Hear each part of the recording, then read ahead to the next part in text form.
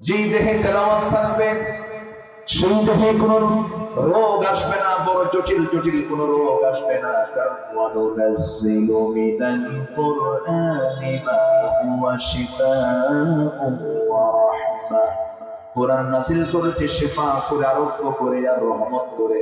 কোরআনটাকে হৃদয়ে লালন করো, সুন্দর করে বুকের ঠোঁটে রাখো, কোরআনটাকে সবসময় আগলে রাখো। কোরআন তোমাকে সুস্থ করে দেবে। যেরকম সুবহানাল্লাহ, কোরআন তোমাকে সুস্থ করবে। আল্লাহ বলছেন আমি এটাকে শেফা করে নাযিল করেছি। আমার বন্ধুগণ, আমরা ঈমান এনেছি, ঈমানদারদের জীবনে কি কি গুণগুলো থাকা দরকার, মোটামুটি 10টা গুণ নিয়ে আজকে আমি কথা বলতে চাই। নাম্বার 1 হলো আমরা ইহসান করব বেশি। ইহসান মানে হচ্ছে অন্যের প্রতি আমরা সদাচরণ করব, সহানুভূতি দেখাবো, উদারতা দেখাবো। এটা কিন্তু আজকে সমাজে নেই বললেই চলে, নাই। আল্লাহ রাব্বুল আলামিন বলেন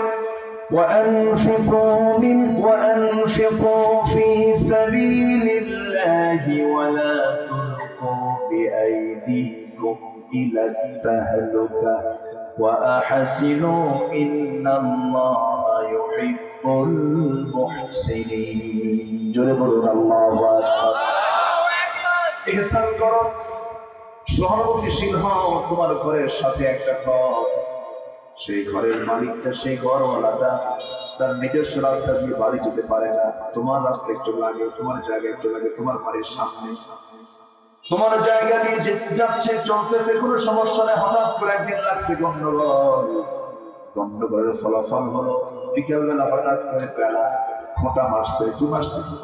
এরকম খোঁটা মারা তো এলাকায় নাই। খোঁটা মারা তো সুন্নতে মুআক্কাদা, খোঁটা মারে না। জমিনটা কার? আওয়াজ কিন্তু কমে গেছে। জমিনটা কার? যার জন্য আপনি খোঁটা মানলে ওই বান্দাটাও কার? যদি কম বড় অপরাধ হলো। আপনি কি জানেন আপনি একজন ব্যক্তির জন্য রাস্তা তৈরি করে দিলেন, তার জন্য সহজ করে দিলেন আল্লাহ রাব্বুল আলামিন, সেই জন্য আপনাকে জান্নাতের রাস্তা সহজ করে দিবেন। বলে বলে সুবহানাল্লাহ। আমার নবীজি বলেছেন আমার উম্মতের যদি কষ্ট না হতো, উম্মতের জন্য প্রতিবেশীকে আমি সম্পদের ওয়ারিস বানায় দিতাম। কত দাম একজন প্রতিবেশী। আপনার বাড়ি উল্লাপাড়া বাংশা বাড়ি, আপনার এক নিকটতম ভাই, নিকটতম আত্মীয় থাকে সিরাজগঞ্জ, চাঁদপুরের সদরে থাকে, কামারখন্দ থাকে, দূরে থাকে। আপনার এখন বিপদ হলো, ওই ভাই আসবে না প্রতিবেশী আসবে? বলেন বলেন। কিন্তু বিয়ের দিন প্রতিবেশী দাওয়াত পায় না, বিয়ের দিন দাওয়াত পায় হলো ঢাকার মেহমান, বিয়ের দিন দাওয়াত পায় হলো ধনী ধনী ব্যক্তি। সেই বিয়ের অনুষ্ঠানটা বরকত শূন্য, যে বিয়ের দাওয়াতে সব শ্রেণী দাওয়াত পায় না, গরিবরা দাওয়াত পায় না। এরকম আছে না? আছে কিনা বলেন? এগুলো ঠিক নয়। প্রতিবেশী আপনার গরিব, একটু অসহায়, কিন্তু আপনি আজকে যাকে দুর্বল মনে করছেন, আপনি কি জানেন যে লোকগুলোর দুনিয়াতে প্রভাব কম, সেই প্রভাবহীন লোকগুলো হাসরের দিন তারা সেই জায়গায় প্রভাবশালী হবে। আল্লাহু আকবার বলেন। প্রভাবশালী হয়ে যাবে। আল্লাহ পাক তাদেরকে সেই দিন সম্মান দিয়ে দিবেন। গরিবকে গরিব মনে করে আপনি দাওয়াত করলেন না, প্রতিবেশীকে আপনি আন্ডার এস্টিমেট করলেন। ولا تصعر خدك للناس ولا تمش في الأرض مرحا إن الله لا يحب كل مختال فخور جرب الله মানুষকে এই যে ওরা আন্ডার এস্টিমেট করো না। একটু গরিব মানুষ তুমি তাকে দাম দিচ্ছ না, এরপর একটু খাটো মানুষ মূল্যায়ন করছো না, চোখটা কানা কানা বলছো, কিছু লুলা টাইপের তাকে ন্যাকড়া বলে ডাকতেছো। কিন্তু তুমি কি জানো ওই বান্দাটা কার? কার কার? ফকিরের সঙ্গে অনেক সময় খারাপ ব্যবহার করো। ওই ফকির ভিক্ষা করতে আসছে, প্রশ্ন তুমি কি নামাজ পড়ো না? ভিক্ষা করার শব্দ কি নামাজ পড়া? পড়ি কয় অক্ত তো 6 অক্ত দিই, কিন্তু তুমি কি দোয়া কুনুত পারো? দোয়া কুনুত ধরছে নামাজ। দোয়া কুনুত কি সহজ দোয়া বলে না? লক্ষ বছর ভিক্ষা দেবে না। আল্লাহ বলছেন কোন সাইল যদি তোমার কাছে আসে, এত ইন্টারভিউ দিও না, তাকে ধমক দিও না, পারলে দাও, না পারলে কিচ্ছু বলার দরকার।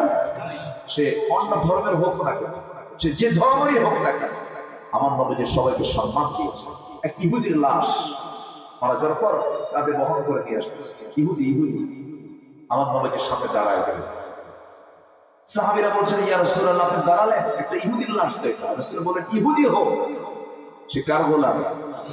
মানুষ মরে গেছে, আমি তার সম্মানে দাঁড়াবো না?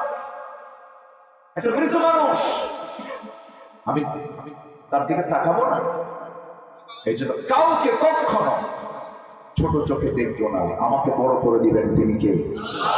আসতে বলবেন না কে?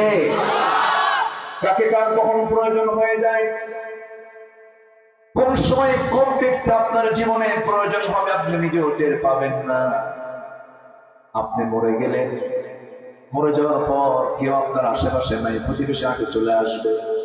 একজন কোদাল হাতে নেবে, আরেকজন বাঁশ হাতে নেবে, বাঁশ নিয়ে চলে যাবে, বাঁশ ঝাড়ে বাঁশ কাটবে। আরেকজন কোদাল নিয়ে চলে যাবে কবর খনন করার জন্য। সবকিছু কমপ্লিট করে ফেলবে ওই গরিব প্রতিবেশী। এই জন্য আমার বন্ধুগণ, দিন শেষে প্রতিবেশীর সাথে কোনো মানুষের সঙ্গে আমরা খারাপ আচরণ করবো না।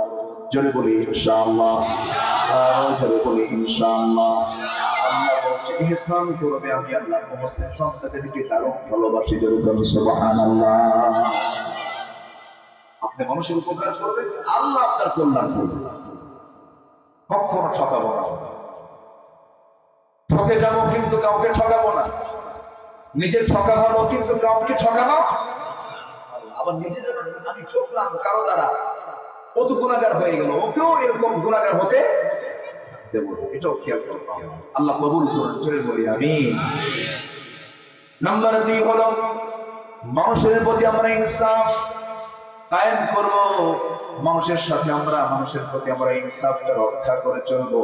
আল্লাহ রাব্বুল আলামিন বলছেন, ইয়া আইয়ুহাল্লাযীনা আমানু কুনু আওয়াবিনা লিল্লাহি শুহাদা'a বিল কিসত ওয়া লা ইয়াজরিমান্নাকুম শানাআনু কওমিন আলা আল্লা তা'দিলু اعدلوا هو أقرب للتقوى واتقوا الله إن الله خبير بما تعملون. جل بلون الله. سورة المائدة آيات نمبر 8 আল্লাহ রাব্বুল আলামিন বলছেন, তোমরা ইনসাফ কায়েম করতে গিয়ে, আদালত কায়েম করতে গিয়ে যেন কোনো প্রকার হেরফের করো না, কোনো ব্যক্তির প্রভাবে যেন তোমাদেরকে প্রভাবিত না করে। ইয়াদিলু হুয়া আকরাবু লিত্তাকওয়া, সঠিক বিচার করবে, এটাই তাকওয়ার একমাত্র পন্থা। জোরে বলুন সুবহানাল্লাহ। আইন সবার জন্য কি? আরো জোরে। আর যে ব্যক্তি সঠিক বিচার করবে, এই যে ভাই ওয়াজ করেছেন, মনে আছে কিনা আপনাদের? আসতেই শুনলাম ওনার ওয়াজ। 1 নম্বর হলো আল্লাহ পাক আরশ আজিমের ইসমাই সেদিন জায়গা দিবেন 7 শ্রেণীকে। এর মধ্যে একটা শ্রেণী হলো ইমামুন আদিল, ন্যায় বিচার করবে যারা, আল্লাহ পাক তাদেরকে আরশ আজিমের জায়গায় ছায়া দিবেন। জোরে বলুন সুবহানাল্লাহ। সবার জন্য ছেলে বসতি খাইছি তো আল্লাহ সাইদিকে ধর্ষণের মামলা দিয়েছিল। ধর্ষণ আল্লামা সাইদিকে কেমন করে কত নাটক সাজায়া শেষ পর্যন্ত পরিকল্পিত নাটক করে তাকে দুনিয়া থেকে চিরবিদায় করেছে। এমনি এমনি সময়টা আল্লাহ পাক দেননি আমাদের জন্য। অনেক আল্লাহওয়ালা ব্যক্তিদের চোখের পানিতে যায় নামাজ দিয়ে দিয়েছে, ভেবেছেন অন্ধকার প্রকোষ্ঠ যে কত কঠিন, যার শিখের গাওলা থাকে যে কি কঠিন, এটা যারা গেছে তারা একটু টের পাবে। নচিত আপনার না থাকলে তবে টের পাবে। এই 16 বছরে ম্যাক্সিমাম আলেম ওলামা নির্যাতনের শিকার হয়েছেন। আমি কি ভুল বললাম ভাই বলেন? এমন কোন আলেম নাই, যদি কেউ এরকম নির্যাতনের সম্মুখীন না হয় তাহলে ওটা তেলবাজ হুজুর, তাছাড়া কেউ বাদ ছিল না। সবাই অন্তত কিছু না কিছু মামলার শিকার তারা হয়েছে। এমনকি রাস্তার ফকিরটা পর্যন্ত মামলা হয়েছে। থানায় ক্ষতিপূরণ করতে হয়, ক্ষতিপূরণ করার জন্য লোক পায় না, ফকিরে ধরে মামলা। এগুলো সম্মানিত ভাইয়েরা, আইন যদি সবার জন্য সমান হতো, এগুলো কি করতে পারতো? করতে পারতো? একই বিচার, একই ট্রাইব্যুনাল। দেখেন না কি হয়ে গেল? দেখেন না? দেখেন না? আমার নবীর সময় একজন মহিলা, ধনী পরিবারের মহিলা, চুরি করে ধরা পড়েছে। চুরি করে ধরা পড়ার পর আমার নবীর কাছে রিপোর্ট চলে এলো। রাসূল বললেন, কোনো কথা নাই, আস-সারিকু ওয়াস-সারিকাতু ফাকতাউ আইদিয়াহুমা, চোর হোক চুন্নি হোক, কোনো কথা নাই, হাত কাটো। সমাজের সমস্ত লোক যখন দেখবে হাত কাটা কেন, কি আরো ধরে কর, ওর নাম কি? ডাকাতি করবেন, বিপরীত ভাবে হাত কাটো, পা কাটো। একটা হাত যেদিকে কাটবা তার অপোজিটে পা কেটে ফেলবা। ডাকাতের শাস্তি যখন রাস্তায় চলবে তখন সবাই বলবে এটা কি ছিল বলে, রাস্তায় ডাকাতি করছে, এই জন্য অবস্থা। ইসলাম এগুলো আইন করে দিয়েছে, ইসলাম এই ফয়সালা করে দিয়েছে, জেনা করবে, জেনার প্রমাণ যদি হয়ে যায়, অবিবাহিত যদি হয়ে মেয়েটা চালনা 100 দৌড়া মারবে, একাকি ঘরে না সমাজের ভিতরে, একদম রাস্তার ঠিক মাঝখানে সব মানুষকে এলান করে ডাকবে, দেখ আকাম কুকাম করলে কি করা লাগে, দেখ পিছন খা, দেখতে সবাই কি কেমন পিছনের মাথা। মদের বোতল নিয়ে ধরা পড়ে গেছে, 80 দৌড়া মেরে ফেলবে তাকে।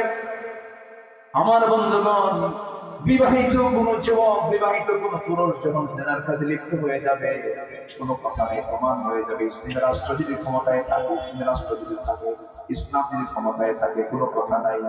যদি প্রমাণ হয়ে যায়, 4 জন সাক্ষী যদি মিলে যায়, কোনো কথা নেই, তাকে ধরবে, সবার চোখের সামনে তাকে দুনিয়া থেকে বিদায় করবে। জেনা করলে পরে নিজেও রোগী, সমাজ রোগী হয়ে যায়, ঠিক কিনা বলেন?